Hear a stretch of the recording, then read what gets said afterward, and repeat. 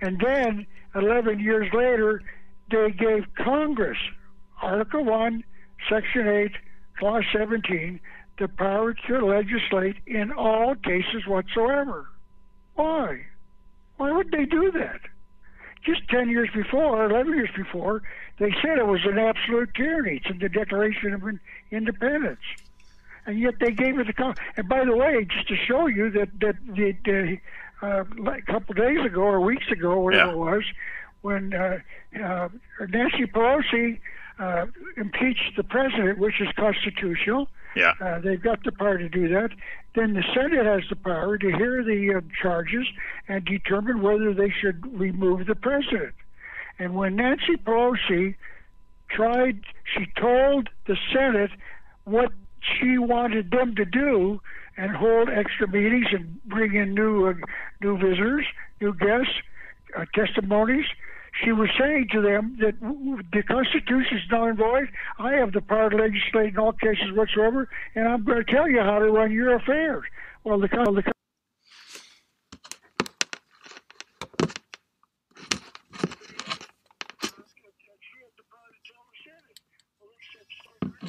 do that, so they decided not to replace or remove Donald Trump from the presidency. So, Ralph, let's back up here a little bit. The question was, are we living in a constitutional republic? And you said, no, we never have. And then you drew on some examples regarding the Declaration of Independence, 1776. Yet, what you're saying is that, was it King James there at the time in the UK? Are you saying that the United States has never actually become independent from England? You can read the Federalist Papers. And James Madison, who wrote Article 1, Section 8, Clause 17, said something to the effect that we wanted a pure democracy where we used to get together and decide, get the citizens together and decide what we wanted to do, and that's called a democracy. But as we started to grow, we couldn't do it.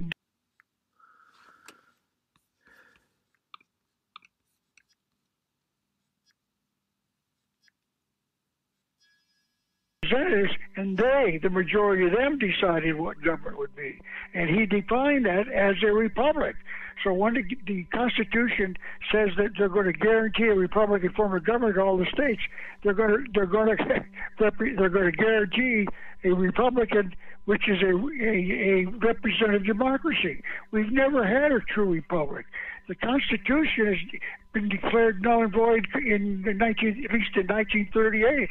I'm watching a DVD by pure coincidence. It says it was even earlier than that.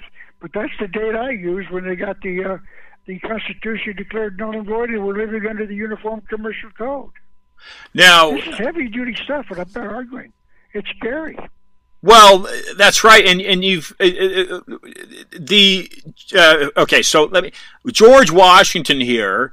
I don't know if you're familiar with this, but a quote from a Harvard historian, and let's see if I can find it here. Pardon the ill preparedness. Let's see here. Anyway, so to microphrase what a Harvard historian had said, Ralph, in that George Washington had owned shares of the Bank of England during the American Revolution. Is that information that you knew? I have no idea about that. No, I've never heard that. All I can tell you is I read the Declaration and the Constitution and the Declaratory Act. They've got absolute power. They've had it since it was written in the Constitution in 1787. One of the arguments here... 78, I'm sorry. One of the arguments, I think, here, Ralph, is that the Corporation of London, where the Bank of England is housed, is a separate sovereign entity from the rest of the UK, in that the British monarchy must ask for permission to enter the corporation and speak with the Corporation of London. It's something that has existed prior to William the Conqueror, and that William the Conqueror was unable to conquer it in 1060, and yet it remains a sovereign, independent system, medieval in that sense, apart from the UK, and it has a direct line to Rome. It's a Roman banking system, essentially, from what I understand, and it still remains today in 2020. So that it basically acts like the Federal Reserve, Ralph. It acts like the Federal Reserve in that it controls the. Like the Federal Reserve, it controls the policies, the foreign policy of the United States. In that sense, it's from a banking standpoint, it's controlling the policies of the United Kingdom. And so I think one of the views is that, like you're saying, to support what you're saying here, in that the United States, being a constitutional republic, is simply a facade, because it's still controlled by these mechanisms that in itself actually also control the British monarchy, which is essentially what the United States came from. Is the founders of this country were primarily from England.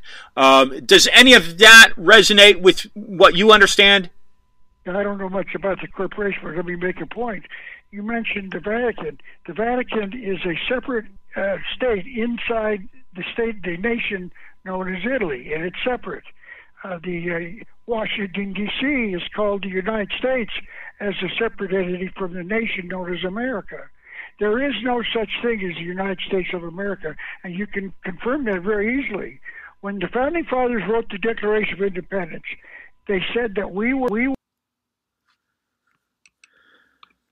Pardon this, folks. Try to thread back in. Was not capitalized because it's not a name or a noun. So the states were united in creating a nation called America. Then they created a Washington, D.C. District of Columbia, and that is called the United States. It's all defined in Article 1, Section 8, Clause 17. So there's the United States, and there's the nation known as America. And to give a quickest, best example of that, I remember going across the border into Mexico. I live in Arizona, and we're 60 miles north of Mexico. And the people living in America could cross from Nogales, Arizona on our side into Mexico, into the Mexico side of the city of Nogales, and we could go shopping. But if we traveled past that and wanted to go south to Guaymas or, where Mazatlan or where it was, we needed papers. But once we were allowed, we were to get into Mexico. As long as we stayed in Nogales, we were free to. We didn't need a passport or a visa. We just brought our money and shopped and spent it. Now we're coming back into the nation known as America. And my mother, my brother, my grandmother, and I, 5 of us, my father, and we were driving the car. This is back in the '60s, across the border. So my mother told my grandmother, "Grandma, when we get to the border, the man in America is going." All right, pardon this, folks. There is a technical glitch here.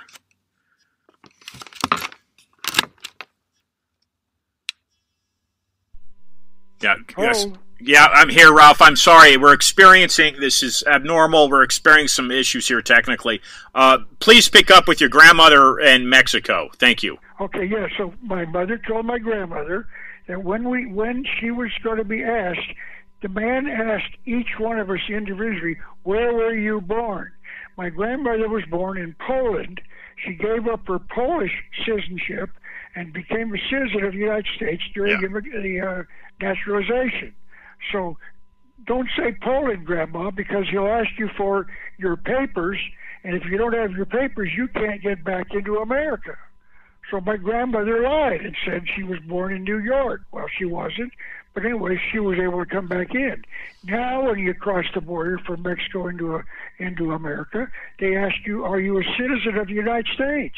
Yeah. Well, how did we do that? We were tricked. All of us were tricked because the United States is only Washington, D.C. And I'll give you my own personal testimony. Little Ralphie, when he was a senior in high school, I sat in a class called civics. We're going to learn about government. Oh, that's a nice idea. We should know that.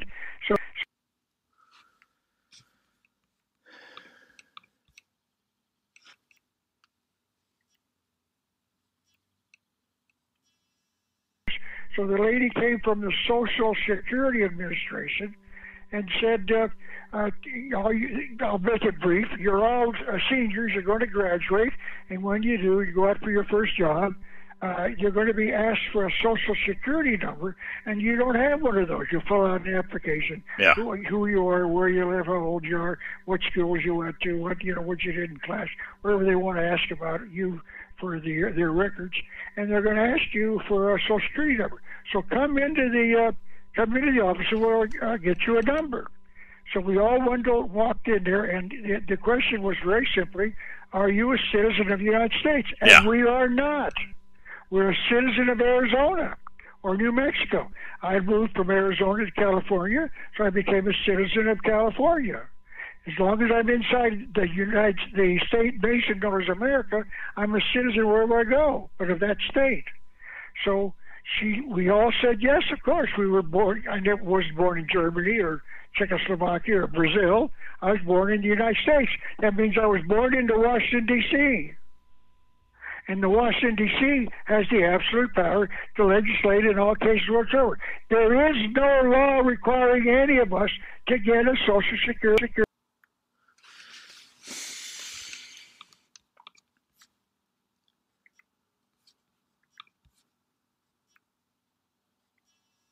In which they admit it's voluntary. But we all said, and once we said, we signed a contract that we'll pay income taxes and Social Security.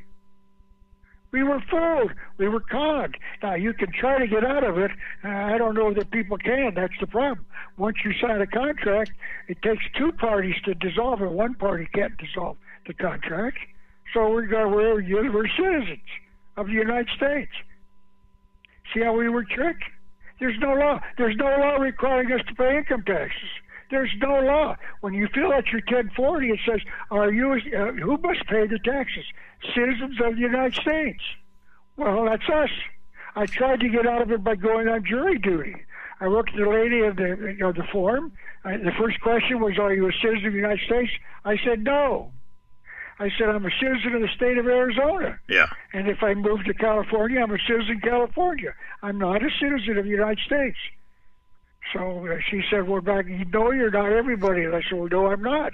Well, I had to go in, and I was hoping to go meet the judge, and the judge going to say, "Who are you, Ralph Epperson?" "Yes, sir." He said, "Where do you live? What do you do?" And I'd say, "Your Honor, I would like to ask a question here, if I may." He said, "Yes." I say, "Your Honor, I've got a form here that I had to fill out the papers about this jury duty thing, and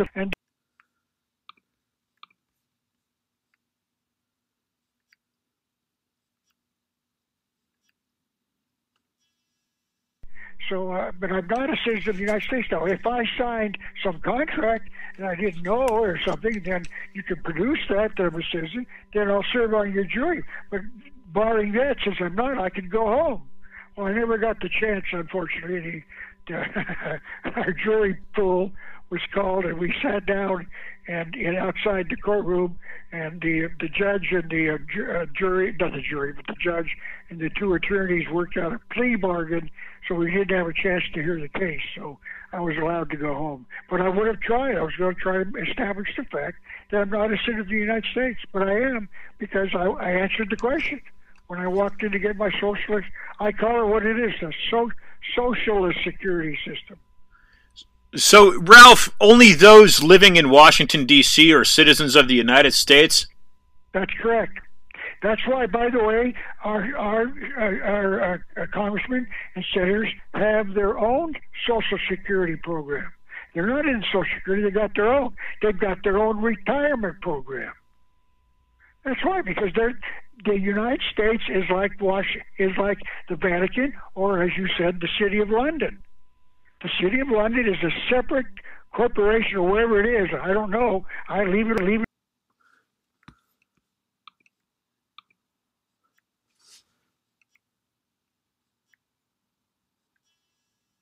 The government, Washington D.C., is the seat of the government of the United States. This is, I think this. Go ahead, Ralph. There is no such thing as United States of America, but we all call it that. But we're lied to, we're conned. Now try to get out. I know people have tried. Some people they claim do. I don't know. I'm not willing to risk it, because if you don't cross every T and dot every I, if you got to bat 100, Ted Williams, probably the greatest hitter of all time, batted 400, which means 60% of the time he didn't get a hit.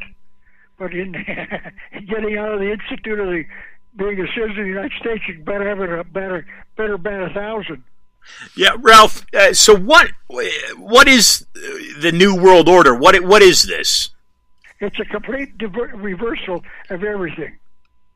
You can read the books written by I can't remember his name. There's a book out there that claims to have been written in 50 or 60 nations already, and he tells what it is. It's a totally new civilization where there'll be no more families, no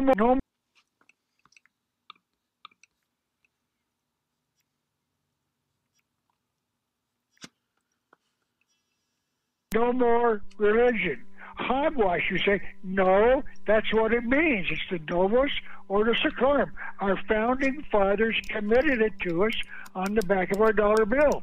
You get your dollar bill out, we got two circles. One circle, both of them are the Great Seal of the United States. Every station in the country has, traditionally it was going back to kings. Kings would sign, say, a treaty between A and B nations, and they would fold it over and then seal it with wax, drip wax on it, and as it starts to harden, the king would stick his ring into the wax and then pull it up, and it would be embedded because it would now form in that shape. The exact opposite, where there was highs, there'd be lows, etc., and when there were lows, there'd be highs. So that if the next government got the seal, the contract, they would know whether it had been opened. Because if someone had opened it in between A and B, then the seal would be broken and you couldn't recreate it. Yeah. So it became a seal. It was the way that the king certified that he was aware of the law and he proved it. So it was called seal. Well, we have two circles. What's the second seal for? It conceals our future.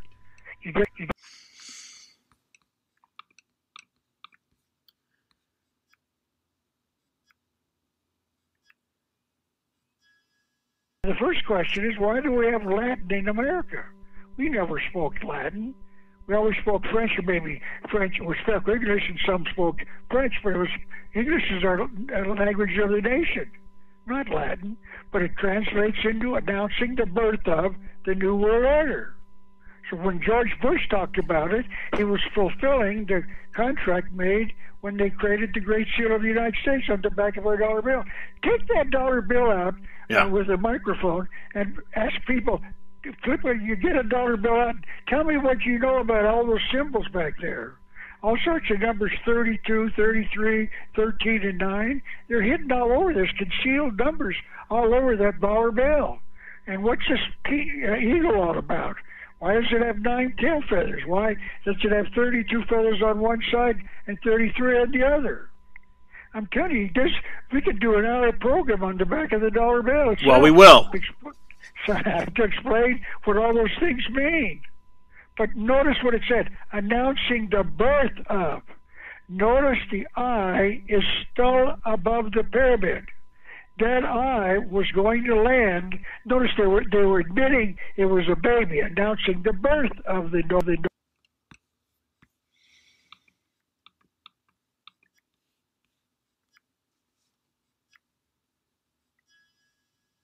Well, it was supposed to occur on the 1st of January, the year 2000. That date was cast in concrete, but they didn't pull it off. In 1985, I toured the country in 31 states and 91 cities, talking about watch the year 2000. On January the 1st, the Novus Ordo Seclorum will become an adult. It'll assume its rightful place. The eye will land symbolically on the pyramid, and then the New World Order, with no government, no freedom, no rights, nothing, will start to exist. Well, it didn't happen. And even today, 20 years later, I cannot understand why. Because it was cast in concrete. It should have happened. It was planned to happen by our founding fathers. So we beat them. We beat them once in a major way. We're getting the New World Order under the table, slow and steady, but that slowly but surely we're overcoming that. We're creating a new system of government with Donald Trump. He's doing a great job of saving this country. Yeah, Ralph, this is truly mind-boggling for, I think, a lot of listeners to listen to this. Where does this incept from, Ralph? Is this you mentioned? Well, we both have mentioned Rome. We both have gone to the Vatican. Is that the engine that's driving this? Where does this incept from? Well, let me just say it this way. When I wrote The Unseen Hand in 1985, I thought it was the bankers. They wanted control of the money system, and which they do. They want that. In fact, they got it already. They've already got control of the money system through the national central banks all over almost every nation has a central bank. But I did not know personally until about 3 years ago where the top layer is, and I'm only going to just say it briefly and then get off the subject, because for me to cover this, I will need several hours to show you. But I do know where it is. It's a group called the Great White Brotherhood. The word white does not mean a race. It means the white of light. The great light, meaning Lucifer, the light bearer. It's run by Lucifer. There are 9 individuals. Now, there are people who support it, who've been there and met these people and talked to them and got their names. We know where the headquarters are. It's not in Switzerland or Berlin or New York City or London. It's in Tibet. Why in Tibet? Oh, that's another story. It would take an hour to explain.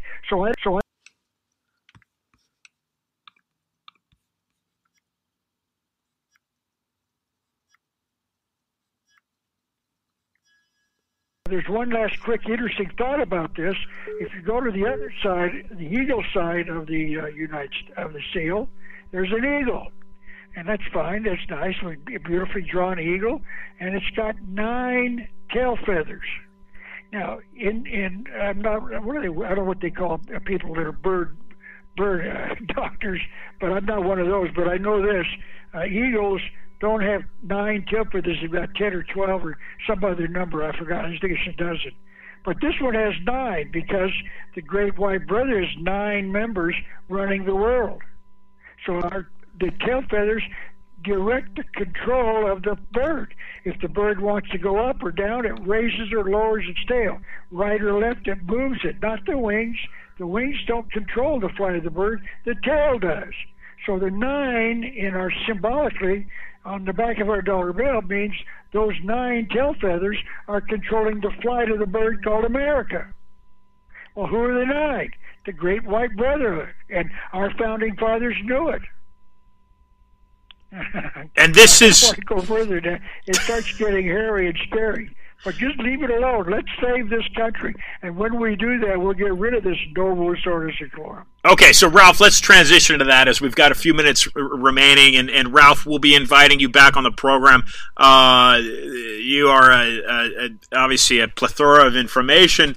Let's get into that for a few moments, Ralph. How does one an American or as we're known Americans? How is this country saved? How does this country get saved? Let's say it this way: they're going to try to change it. If I may say it this way, let's come in the back door. Our government, in the Unseen Hand, I documented this. Our government forced Chiang Kai-shek to no longer fight the communists in China. Chiang Kai-shek was the first elected official. He wasn't elected by the people, but he was elected by representatives of various organizations that were created by people.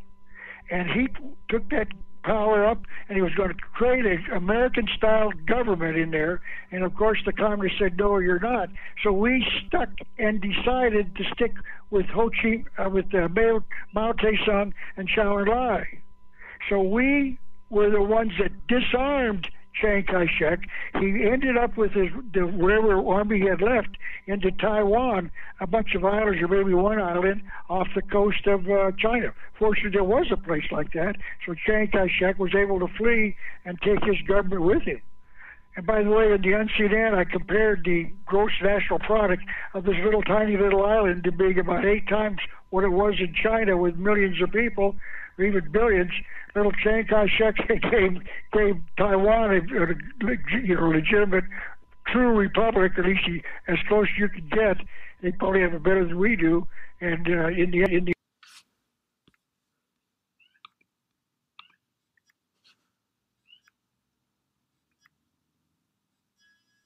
is a branch office of the conspiracy. They do what they are told to do.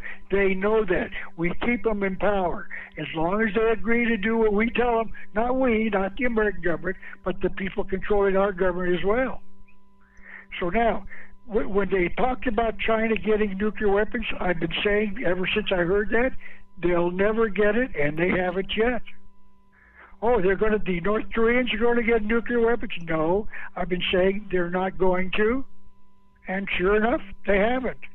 India and Pakistan had a threat of a nuclear war. Neither nation has nuclear weapons.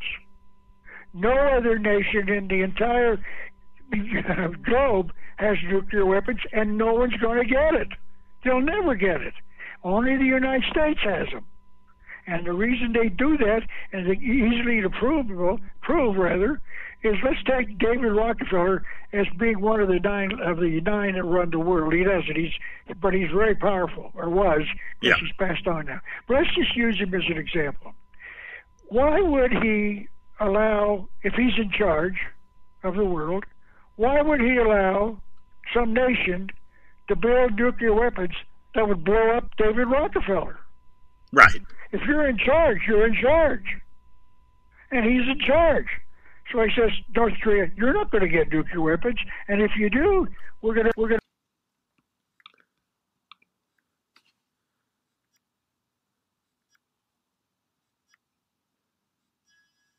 conspiracy controls the world already. And we're going to take it away, get back to what a true constitutional republic is.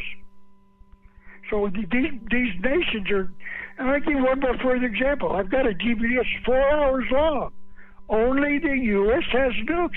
Please sit down and watch it. I'll prove it to you. It's documentable.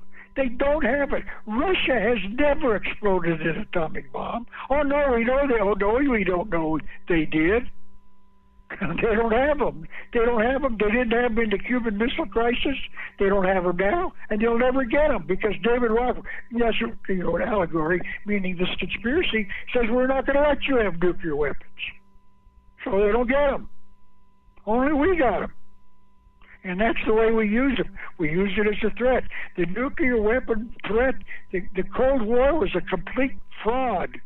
Russia never had a nuclear weapon, and they'll never get one, and they'll never have one, never built one, never exploded one. That's all a lie. It's all documented by DVD. Only the U.S. has nukes. Find it and watch it. You're going to learn great truths in that thing. It explains I'm the only one that I know saying this, but that doesn't mean I'm right. It means I'm right and the others are wrong. See, this is what Ralph Epperson's done. Ralph, this is remarkable. Yeah, go ahead. By the way, I just sent up a brand new DVD. I just finished it. It's going to be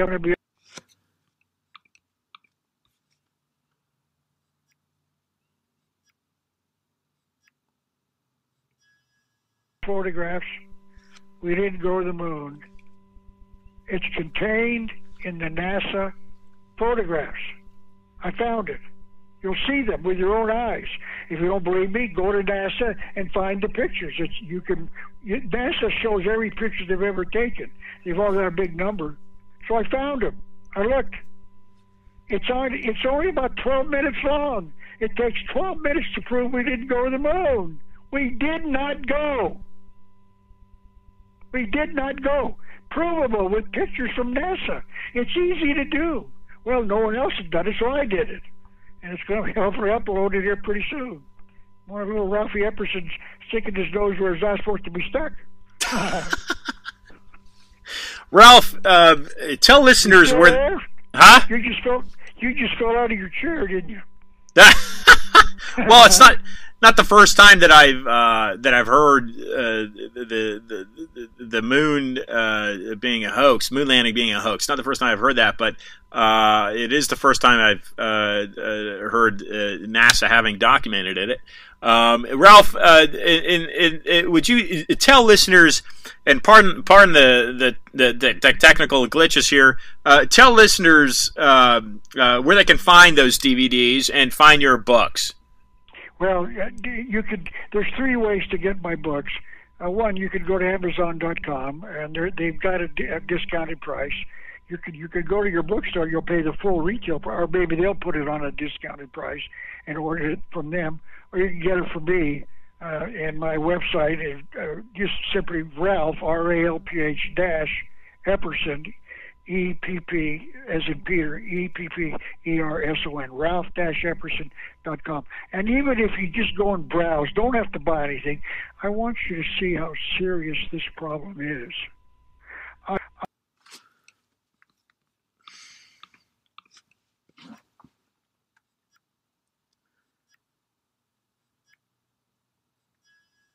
I produce them and I put them on. I don't have the ability to put them on. I have friends of mine do it for me. But there's 27 of them, and most all of them are on the internet. And two more, as I said, are coming up right now. They'll be hopefully uploaded within a week or so. Ralph, we'll be bringing you back on the program. What a incredible conversation here. And with the coronavirus and whatnot, I am sure that listeners are going to want to get your take on how to deal with that. We've got to close up shop for today, Ralph. Would you please leave us with some parting thoughts and some parting words? I would agree that I want to say this. Donald Trump is doing an incredible job of saving lives with the way he's handling this. Did you know that when Obama had a virus H1N1, 20-some thousand people died, 150 million people got the virus, and they're complaining about Trump who's got 50 or maybe 100 people have died in America. But when I want to make a statement and start getting America to say this, the Democrats do not know how to govern. If you want proof of that, all of the major cities that have got criminality, especially blacks shooting blacks, all of them have a history of Democrats for 50 years. They don't know how to solve the problem. They just allow it to fester. And there are blacks in this country right now saying, we've had enough. Enough is enough. And that's wonderful. Start saying the Democrats don't know how to govern. They didn't solve the H1N1 stuff like Donald Trump's doing it. 20-some thousand people died. 158 million people got the H1N1 virus, according to the reports at the time. And so they didn't know how to handle that. They don't know how to handle the problem with the people living in the streets and the needles and whatever else. I'm not going to get too graphic. How sick that is, and it's disgusting. And we're getting diseases that we haven't had for thousands of years in these cesspools where they're living in the streets all over these cities run by the Democrats. Ralph, and ladies and gentlemen, Ralph, thank you very much for joining the program, Discussion of Truth. We look forward to bringing you back on in the future. Ladies and gentlemen, Ralph Epperson. Thank you. Okay, so we've got 35 minutes of that. I will post that. I dearly apologize if you're tuning in and listening in and there is a glitch. I've not experienced this before.